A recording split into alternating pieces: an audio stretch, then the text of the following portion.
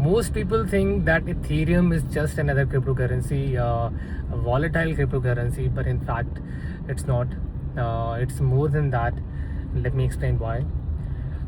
We have to go back to the financial crisis of 2008, which triggered the trust deficit among the worlds, and because of the banks which landed the taxpayers' money, with and that led to the mistrust, and because of that mistrust, the Bitcoin came with an anonymous person, apparently Satoshi Nakamoto. Rest we don't know. Bitcoin solved the one problem, that if a person can send money, if A can send money to B 24/7 anywhere around the world, without the banks, without the governments. And Bitcoin was supposed to be an asset which no government can print, which is the limited number of supply, and which just proved its existence. Now Ethereum went beyond that. Which asked the question further, that send money, but on certain conditions. If certain conditions are met, send A to B if certain conditions are met, through the concept of smart contract. And smart contract itself is a revolutionary idea, and what that is, I'll explain that with an example. For instance, if a Pakistani buyer does business with a German buyer, Pakistani exporter does business with a German buyer, and the biggest nightmare is of the settlement layer. The money gets settled in few days, and because of the German bank corresponds with the native bank, and that native bank connects with another bank, then it gets settled in the Pakistani bank, and in the meantime it takes 3 to 5 days, and more than that even, and both the sides get 3 to 7% of tax, and it takes time. So Ethereum bypasses this all and entirely collapses this transaction into one transaction. Basically one transaction in a single, in few seconds it can get cycled via USDC and USDT stablecoin packed. These are stable coin which are packed on Ethereum's blockchain, so it just got settled.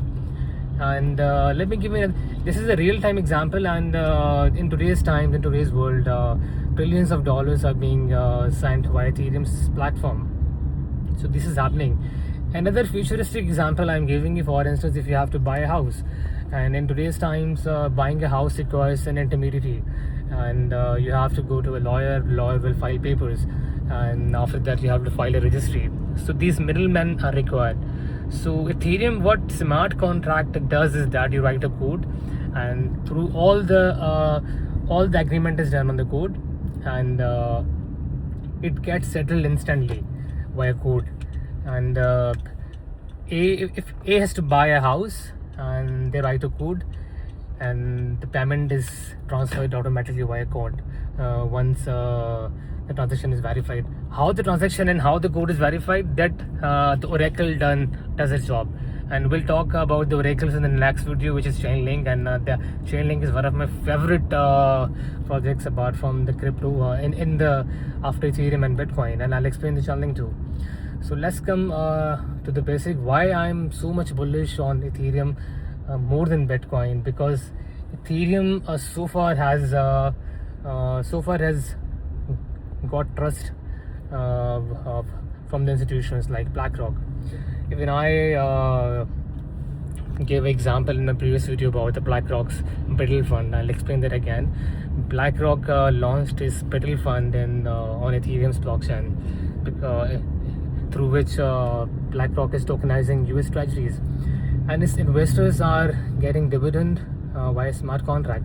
And along with BlackRock, JP Morgan, Franklin Templeton, Visa, MasterCard, they're all using Ethereum rails, and they've been using Ethereum and making transactions of billions of dollars.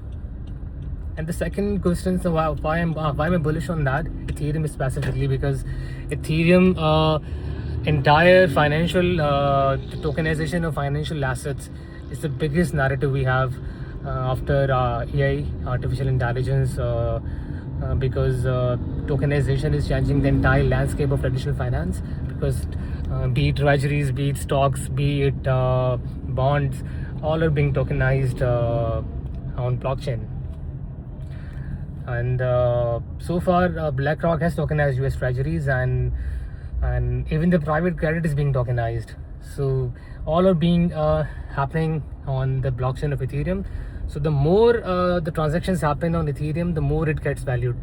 And all the transactions in the blockchain Ethereum happens on the layer 1. Understand layer 1 like a settlement layer. It's a settlement layer basically, and it is just like internet and all the applications like platforms like websites, streaming platforms are top of it.